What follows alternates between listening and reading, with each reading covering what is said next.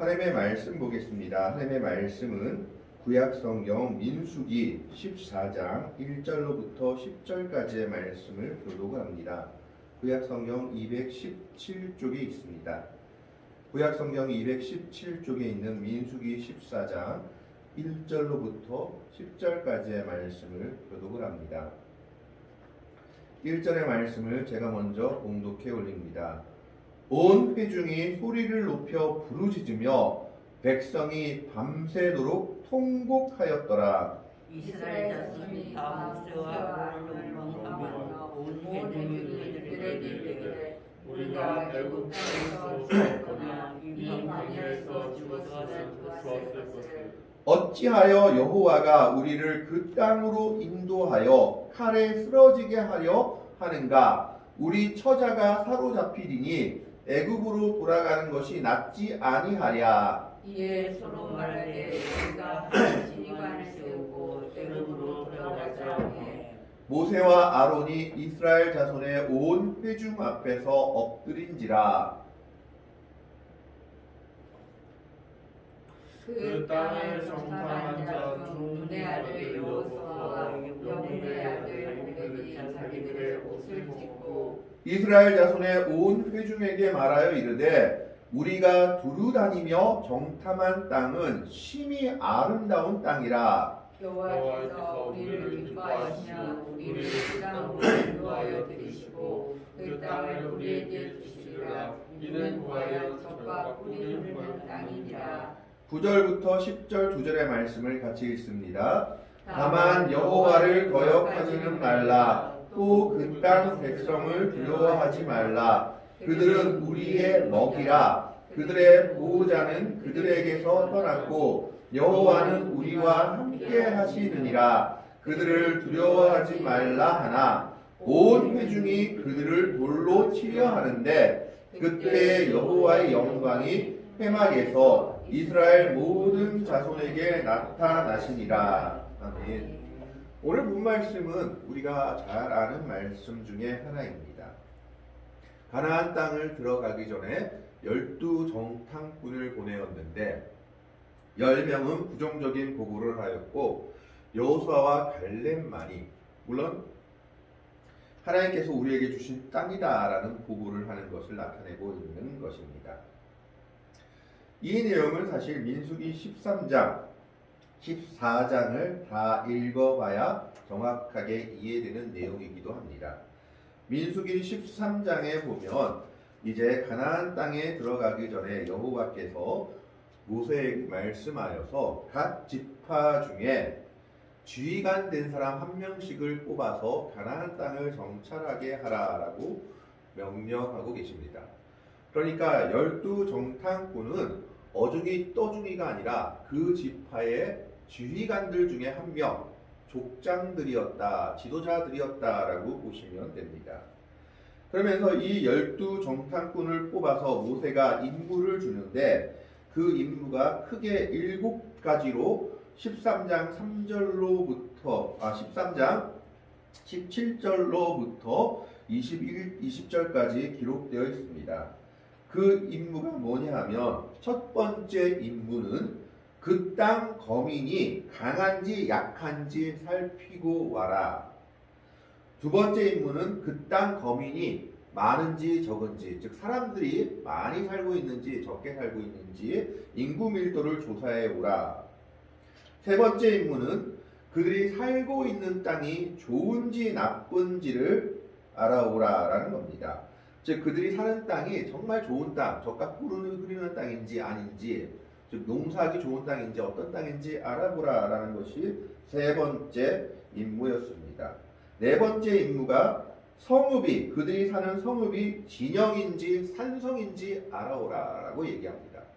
진영이라는 것은 뭐냐면 방비할 것이 없는 출락을 이야기합니다. 그러니까 성 같은 거 이렇게 방벽을 쌓지 않고 사는 곳이고, 그 다음에 산성이라는 것은 뭐 예루살렘 산성처럼 전쟁하기 위한 방벽을 쌓은 곳을 이야기합니다. 그러니까 침공하기 쉬운 곳인지 아닌지를 알아오라는 것이 네 번째 임무였습니다.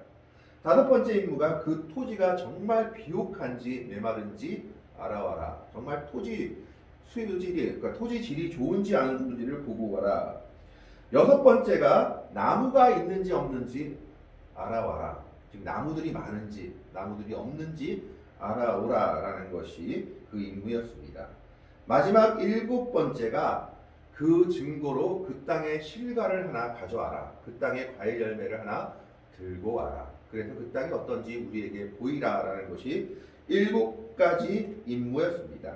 즉 12정탐꾼의 임무는 첫 번째가 그 땅 백성들이 강한지 약한지, 두 번째가 그 땅 백성이 많은지 적은지, 세 번째가 그 땅이 정말 좋은 땅인지 나쁜 땅인지, 네 번째가 그들이 살고 있는 성읍이 진영인지 산성인지, 즉 방비할 것이 있는지 없는지, 다섯 번째가 토지가 비옥한지 메마른지, 여섯 번째가 나무가 있는지 없는지, 일곱 번째가 열매 하나 들고 와 봐라. 이것이 그들의 임무였던 겁니다. 이 모세의 명령에서는 바로 이 일곱 가지 임무에서는 그들의 판단은 들어가 있지 않습니다. 강한지 약한지 많은지 적은지 그리고 정말 땅이 좋은지 나쁜지만 보고하면 됐던 것인데 그들은 거기에 더해버린 것이 문제였던 것이죠. 자, 사실 우리는 어떻게 보면 이런 생각을 할 수 있습니다. 아니 가나안 땅은 하나님께서 이미 아브라함 때부터 너희 자손이 다시 돌아올 것이고 이 땅을 너희 자손에게 주리라고 약속한 것이 있기 때문에 하나님이 약속이 있는 곳인데 무엇하러 정찰병까지 보내냐? 이것은 믿음이 없는 것이 아닌가 하는 생각을 할 수 있습니다. 그런데 오늘 본문 말씀에서는 여호와께서 모세에게 말씀하셨다. 민수기 13장에 기록되어 있는 것을 보고 하나님이 정찰도 허락하시는가? 라고 생각할 수 있는데 여기에 대해서 신명기에서 더 정확하게 모세가 얘기합니다. 모세가 죽기 전에 이때를 기억하면서 뭐라고 얘기하느냐? 신명기 1장 20절에서 23절에 보면 이렇게 얘기합니다. 제가 읽어드릴 테니까 한번 들어보시기 바랍니다. 내가 너희에게 이르기를 우리 하나님 여호와께서 우리에게 주신 아모리 족속의 산지에 너희가 이르렀나니 21절 너희 하나님 여호와께서 이 땅을 너희 앞에 두셨은즉 너희 조상의 하나님 여호와께서 너희에게 이르신 대로 올라가서 차지하라. 두려워하지 말라 주저하지 말라 한즉 모세는 정찰할 거 없이 하나님의 약속이 있으니까 우리가 가서 싸우자라고 얘기했다라는 겁니다. 신명기 1장에 따르면. 그런데 22절에 이 말씀이 나옵니다. 나는 그렇게 말했는데 이 사람들은 어떻게 했느냐? 22절에 너희가 다 내 앞으로 나와 말하기를 우리가 사람을 우리보다 먼저 보내어 우리를 위하여 그 땅을 정탐하고 어느 길로 올라가야 할 것과 어느 성읍으로 들어가야 할 것을 우리에게 알리게 하자 하기에 이스라엘 백성들이 모세한테 나와서 그래도 정탐을 보내서 우리가 어느 성읍부터 먼저 칠지 어느 길로 갈지 알아보는 것이 좋겠습니다. 라고 얘기해서 23절에 내가 그 말을 좋게 여겨 너희 중 각 지파에서 한 사람씩 12를 택하며 처음에 모세는 그냥 가서 취하자라고 했는데 이스라엘 백성들이 그래도 한번 알아보고 갑시다 해서 모세가 그 말을 취한 겁니다. 그래 그러면 한번 지휘관 되는 사람들 하나씩 뽑아가지고 알아보자. 그렇기 때문에 이미 정찰을 보낸 이 이면에는 어떻게 보면 처음부터 불신의 늪이 깔려있다라고 볼 수가 있습니다. 모세는 신명기에 보면 그냥 하나님의 약속이 있으니까 가서 취하자라고 얘기했는데 이스라엘 백성들이 그래도 한번 어느 성읍을 취할지 어느 길로 갈지를 정탐꾼을 보냅시다 라고 얘기했던 겁니다. 그래서 모세가 그 의견을 수용했던 것이죠. 이것은 하나님께서 이스라엘 백성들이 왕을 구할 때 그것이 하나님의 뜻에 맞지 않았지만 이스라엘 백성들의 요구를 들어준 것과 같은 맥락으로 보여집니다. 어찌됐든 결국 백성들의 요구가 수용되어서 12지파 중에서 한 명씩 뽑게 됩니다. 아무나 뽑은 것이 아니라 지휘관들 13장 1절에 보면 지휘관들을 뽑으라 2절에 보면 지휘관들을 뽑으라 라고 얘기하죠. 각 지파에서 지휘관 되는 사람 족장들이었던 겁니다. 지도자들을 하나씩 뽑았습니다. 그래서 그들을 40일 동안 가나안 땅을 정찰하게 합니다. 그리고 그들이 그 정찰하기를 마치고 돌아와 보고합니다. 뭐라고 보고했냐 하면 처음에는 많은 사람들이 좋은 식으로 말을 합니다. 13장 27절의 말씀에 보면 모세에게 말하여 이르되 당신이 우리를 보낸 땅에 간즉 과연 그 땅에 젖과 꿀이 흐르는데 이것은 그 땅의 과일이니이다 라고 그들의 마지막 임무를 얘기하죠. 과일 하나를 들고 왔습니다. 근데 그 과일이 얼마나 컸냐 하면 13장 23절에 보면 또 에스골 골짜기에 이르러 거기서 포도송이가 달린 가지를 베어 둘이 막대기에 끼워 맺고 또 송유와 무화과를 따니라. 포도송이가 얼마나 크냐 하면 포도송이가 달려있는 가지를 장정 두 사람이 어깨에 메고 올 정도로 컸다라는 겁니다. 그만큼 농작물이 잘 자라는 좋은 땅이었던 겁니다. 여기까지는 괜찮습니다. 그런데 그 다음이 문제였습니다. 13장 28절의 말씀에 보면 그러나 그 땅 거주민은 강하고 성읍은 견고하고 심이 클 뿐 아니라 거기서 아낙 자손을 보았으며 아낙 자손이라고 하는 것은 성경의 창세기에 나오는 네피림의 후손들입니다. 거인 자손들의 후손이 바로 아낙 자손들입니다. 그리고 29절에 뭐라고 얘기하느냐? 아말렉인은 남방 땅에 거주하고 헷인과 여부스인과 아모레인은 산지에 거주하고 가나안인은 해변가 요단강에 거주하더이다. 강이든지 해변가든지 산이든지 사람이 없는 곳이 없고 그들이 다 강하고 단단한 민족들이다 라고 얘기하고 있는 겁니다. 이 말에 사람들이 웅성웅성거리니까 13장 30절에 갈렙이 이렇게 얘기를 합니다.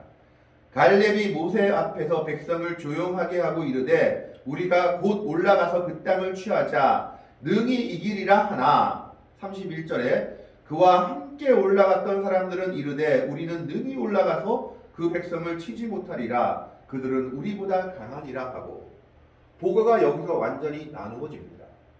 갈렙하고 여호수아는 우리가 능히 가서 취할 수 있다. 가자. 하나님이 주신 땅이다 라고 얘기하는데 다른 10명은 뭐라고 얘기하는가 하면 우리는 능히 올라가서 그 백성을 치지 못하리라. 그들은 우리보다 강하니라고 대답합니다. 그들의 보고가 왜 이렇게 달라지게 되었을까요? 그들이 그렇다고 서로 나뉘어서 다른 곳을 본 것도 아닙니다. 12명이 같이 40일 동안 같은 곳을 보고 돌아왔습니다. 그리고 같은 조건으로 같이 돌아다니면서 그 땅이 어떠한지를 정탐했습니다. 그럼에도 불구하고 그들의 보고는 이렇게 차이를 보이고 있는 겁니다. 첫 번째로 그들이 이렇게 보고가 다른 이유는 그들의 눈이 달랐기 때문입니다. 그들이 보는 눈이 달랐다라는 겁니다. 같은 것을 보았지만 10명의 정탐꾼들은 부정적인 곳에 사로잡혀서 뒤에는 자신들이 보고했던 것까지 뒤집는 말을 합니다. 분명히 13장 27절에 과연 그 땅에 젖과 꿀이 흐르는데 이것은 그 땅의 과일입니다 라고 말했는데 후에 뒤에 뭐라고 말하냐 하면 13장 32절에 보면 10명의 정탐꾼들이 이렇게 얘기를 합니다. 이스라엘 자손 앞에서 그 정탐한 땅을 악평하여 이르되 우리가 두루 다니며 정탐한 땅은 그 거주민을 삼키는 땅이요 거기서 본 모든 백성은 신장이 장대한 자들이며 거주민을 삼키는 땅이라는 것은 무슨 뜻이냐? 살 곳이 못 된다라는 겁니다. 살 곳이 못 되고 정말 농사 짓기도 뭐하기도 어려운 땅이다라고 스스로의 보고를 뒤집는 말을 합니다. 그런데 그 다음 말이 또 모순이죠. 거기서 본 모든 백성은 신장이 장대한 자들이며 살 곳이 못 되는 땅에 사는 사람들이 신장이 키와 체격이 되게 좋았습니다 라고 얘기하고 있는 겁니다. 그들은 그들 자신이 무슨 말을 하고 있는지도 모르는 상태에 이르렀던 겁니다. 한번 부정적인 생각에 사로잡히니까 그들의 눈은 부정적인 것에만 꽂혀 있습니다. 젖과 꿀이 흐르는 땅이라고 보고해 놓고도 그 뒤에는 뭐라고 얘기하냐면 이 땅은 거민을 삼키는 땅이다 라고 얘기하고 있는 겁니다. 그러면서 33절에 이렇게 얘기합니다. 거기서 네프림 후손인 아낙 자손의 거인들을 보았나니 우리는 스스로 보기에도 메뚜기 같으니 그들이 보기에도 그와 같았을 것이라. 성경학자들이 얘기하는 것이 있습니다. 아낙 자손들이 아무리 장대했다 할지라도 그 당시 이스라엘 백성들의 키의 2배를 넘지는 않았을 것이다 라고 합니다. 그러니까 우리가 보통 1m 60, 70, 80이면 3m 이상은 되지 않았다라는 것이죠. 2배 이상의 키 차이는 보이지 못했을 것이다. 성경에도 그렇게 기록이 되어 있습니다. 그럼에도 불구하고 그들은 뭐라고 얘기냐면 그들 앞에 서니까 우리가 메뚜기 같았다라고 합니다. 여러분 생각해 보십시오. 메뚜기와 우리의 차이가 얼마나 큰 차이가 납니까? 벌레라서 밟아 죽일 만큼 차이가 나는데 이미 한번 주눅이 드니까 그들은 스스로를 그렇게 부르고 있는 겁니다. 우리는 그 사람들 앞에서 메뚜기다. 이미 한번 잘못된 생각에, 부정적인 생각에 사로잡혀니까 그들은 그들의 눈으로 본 것도 부정하고 그곳은 적과 꿀이 흐르는 땅이 아니라 무슨 땅이라고 얘기합니까? 거민을 삼키는 땅이고 그 땅 거민과 우리를 비교해 보니까 우리는 메뚜기 같다라고 얘기하고 있는 겁니다. 그러나 여호수아와 갈렙은 달랐습니다. 여호수아와 갈렙은 7절, 오늘 본문 말씀 7절, 8절에 이렇게 얘기합니다. 이스라엘 자손의 온 회중에게 말하여 이르되 우리가 두루다니며 정탐한 땅은 심히 아름다운 땅이라. 너무 아름다운 땅이고 하나님의 약속이 있는 곳이다 라는 겁니다. 8절에 여호와께서 우리를 기뻐하시면 우리를 그 땅으로 인도하여 들이시고 그 땅을 우리에게 주시리라. 이는 과연 적과 꿀이 흐르는 땅이니라. 그들의 눈은 믿음의 눈으로 바라보니까 정말 하나님께서 약속하신 그 땅이 너무 아름다운 땅이요 적과 꿀이 흐르는 땅이다 라고 고백하고 있는 겁니다. 똑같은 것을 보았지만 그들의 보는 눈은 달랐던 겁니다. 믿음으로 눈으로 보느냐 불신과 의심의 눈으로 보느냐에 따라서 그 보고의 차이를 보이고 있는 것을 보게 됩니다. 두 번째로 무엇이 달랐냐? 그들의 마음이 달랐습니다. 오늘 민수기 14장 9절에 그들은 이렇게 보고를 하죠. 오늘 본문 말씀 9절에 보면 이렇게 얘기합니다. 다만 여호와를 거역하지는 말라. 또 그 땅 백성을 두려워하지 말라. 그들은 우리의 먹이라. 옛날 성경에는 밥이다 라고 되어 있습니다. 그들의 보호자는 그들에게서 떠났고 여호와는 우리와 함께 하시느니라. 그들을 두려워하지 말라 하나. 다른 10명의 정탐꾼은 그 사람들 앞에서 우리는 메뚜기다 라고 얘기하고 있지만 여호수아와 갈렙은 그들은 우리의 밥이다, 먹이다 라고 얘기합니다. 믿음의 눈으로 바라본 것입니다. 그들의 보호자는 그들에게서 떠났고 여호와는 우리와 함께 하신다 라고 말하고 있습니다. 이것에 대해서 오늘 민수기 14장 24절에 하나님께서 갈렙, 물론 여호수아도 마찬가지일 겁니다. 갈렙에 대해서 뭐라고 얘기하냐면 혹시 성경에 있으면 24절을 한번 볼 수 있길 바랍니다. 24절에 하나님께서 이렇게 말씀하십니다. 그러나 내 종 갈렙은 그 마음이 그들과 달라서 나를 온전히 따랐은즉 그가 갔던 땅으로 내가 그를 인도하여 드리리니 그의 자손이 그 땅을 차지하리라. 갈렙은 그 마음이 달랐다라고 얘기하고 있습니다. 여호수아와 갈렙은 그 마음이 다른 사람들과 달랐던 겁니다. 그들의 마음에는 하나님에 대한 신앙이, 하나님에 대한 정말 신앙이 가득 차 있었고 다른 사람들은 그 안에 하나님에 대한 믿음과 신뢰가 전혀 없었던 겁니다. 하나님의 약속이 있었음에도 불구하고 의심하고 믿지 않고 오히려 불평하며 불만했던 겁니다. 여호수아와 갈렙만이 하나님의 약속을 믿었고 이 땅이 분명히 하나님께서 그들의 조상님들에게 약속하신 땅인 것을 믿었던 겁니다. 그들의 마음은 다른 사람들과 달랐던 겁니다. 믿음의 사람들은 마음부터 다릅니다. 그리고 그것은 그들의 삶의 열매로 나타나게 되어 있습니다. 결국 하나님을 거역했던 많은 사람들은 가나안 땅을 들어가지 못합니다. 오직 여호수아와 갈렙에게만 그 땅이 허락되었던 것입니다. 예전에 러시아의 역도 선수 가운데 바실리 알렉세예프라는 유명한 선수가 있었다고 합니다. 그는 매년 세계 신기록을 경신할 정도로 유명한 선수였습니다. 역도계의 희망으로 그는 사람들의 많은 사랑과 주목을 받았습니다. 그런데 문제는 그의 신기록 행진이 정확히 250kg 앞에서 멈췄다라는 겁니다. 249.5kg까지는 거뜬하게 들려 올리면서도 250kg만큼은 그가 도저히 넘을 수 없는 마의 한계였습니다. 그 이유는 바로 한 가지였습니다. 그는 오래전부터 많은 학자들과 의사들과 소위 전문가라고 불린 사람들이 주장하는 말에 설득당했습니다. 그들이 뭐라고 말했냐 하면 인간이 들 수 있는 무게의 한계는 250kg이다. 그 이상은 들 수가 없다라고 전문가들이 주장했던 겁니다. 그는 그 말을 마음 그대로 받아들여서 그의 능력을 제한해 버렸습니다. 이러한 사실을 옆에서 지켜보던 어떤 심리학자가 한 가지 제안을 했습니다. 이 선수에게는 비밀로 하고 251kg의 역기를 249.5kg의 역기라고 속이고 연습 시간에 한번 들어보게 하자는 제안이었습니다. 감독은 반신반의하면서도 호기심이 생겨서 이 말을 따랐습니다. 바실리는 연습실로 들어와서 평소와 같이 몸을 가볍게 푼 후에 249.5kg, 사실은 251kg가 되는 그 역기를 가지고 연습을 했습니다.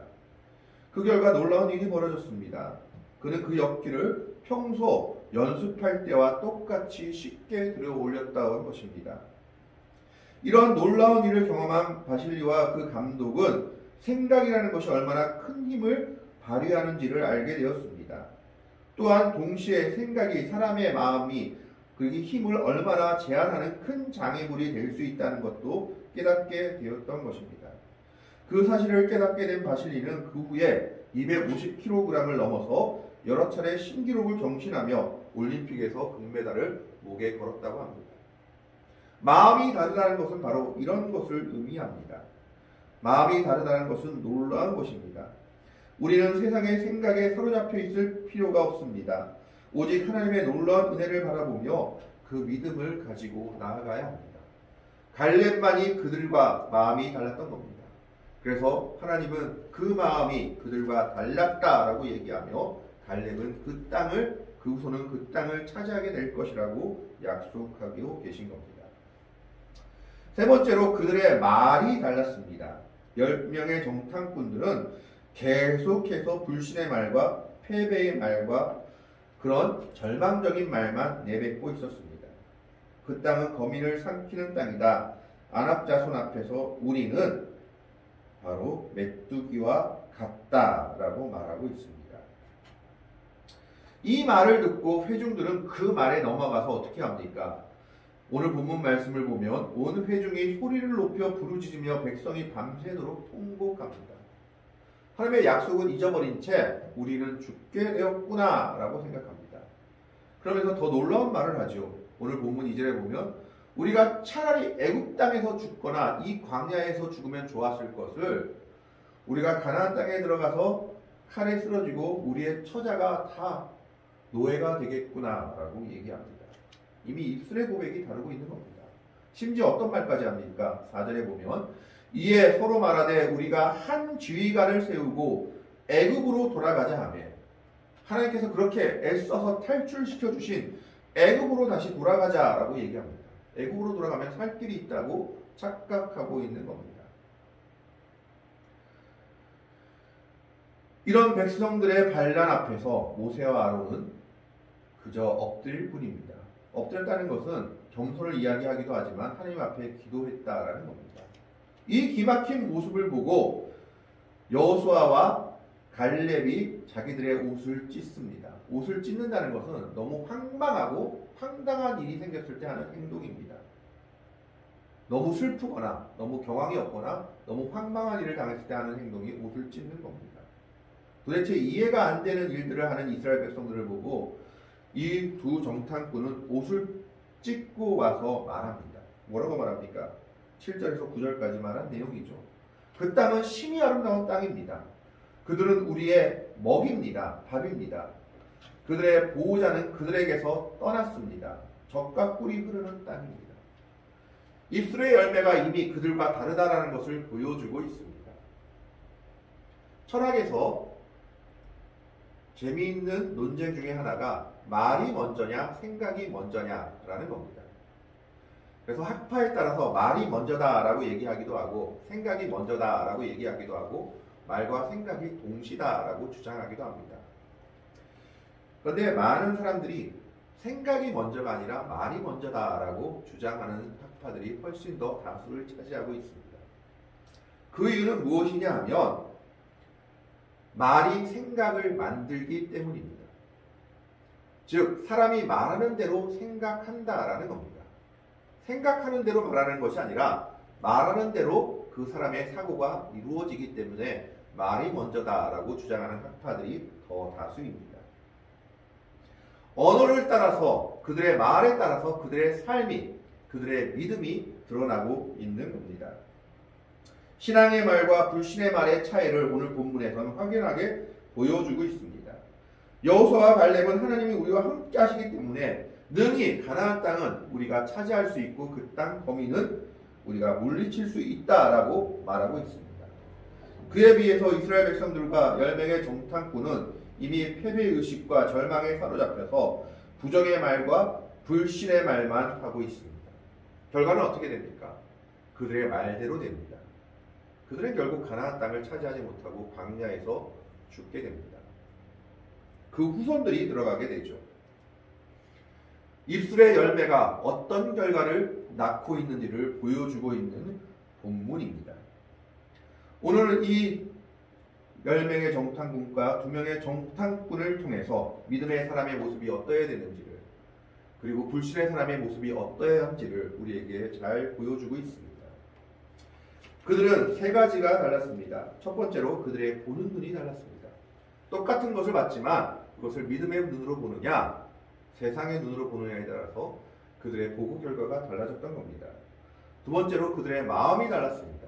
하나님을 향한 온전한 마음을 가지고 있는 사람들의 믿음의 보고와 이미 세상에 사로잡혀 절망에 패배의식에 사로잡힌 자의 보고가 달랐던 겁니다. 세 번째로 그들의 말이 달랐습니다.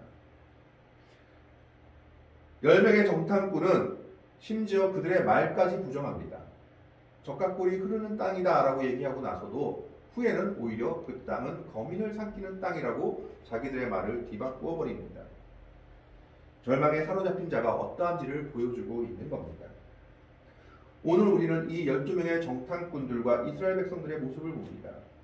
결국 믿음을 가진 여호수아와 갈렙만이 가나안 땅에 들어가게 됩니다. 오늘 우리는 이들의 모습을 통해서 여호수아와 갈렙과 같은 믿음을 소유한 믿음의 백성들이 될 수 있기를 바랍니다. 절망에 사로잡힌 자들이 아니라 정말 절망에 사로잡히고 믿음을 저버린 채 세상만을 바라보며 패배의식에 사로잡힌 자가 아니라 여호수아와 갈렙처럼 보는 눈이 다른 자 그리고 마음이 다른 자, 말이 다른 자가 되어야 합니다. 믿음의 눈으로 바라보고 그리고 믿음의 마음을 가지고 나아가야 하며 믿음의 말을 우리 입 밖으로 내며 하나님의 영광을 노래하는 자들이 되어야 합니다. 바로 그런 자들에게 하나님께서는 가나안 땅을 허락하시고 하나님의 약속을 이루어 주심을 성경을 통해서 우리에게 보여주시며 약속하고 있습니다. 오늘 예배를 드리는 여러분 모두가 갈렙과 여호수아처럼 믿음의 눈으로 보며 믿음의 마음으로 말하며 믿음의 말로 하나님의 영광을 나타내며 믿음의 길을 걸어갈 수 있는 아름답고 복된 믿음의 성도들이 되시기를 그러므로 말미암아 하나님의 약속을 성취하는 복된 성도들이 되시기를 주님의 이름으로 간절히 축원합니다. 기도하겠습니다. 하나님, 오늘 우리가 여호수아와 갈렙을 보게 됩니다. 오늘 여호수아와 갈렙이 10명의 정탐꾼과 다른 것은 그들의 눈이 달랐습니다.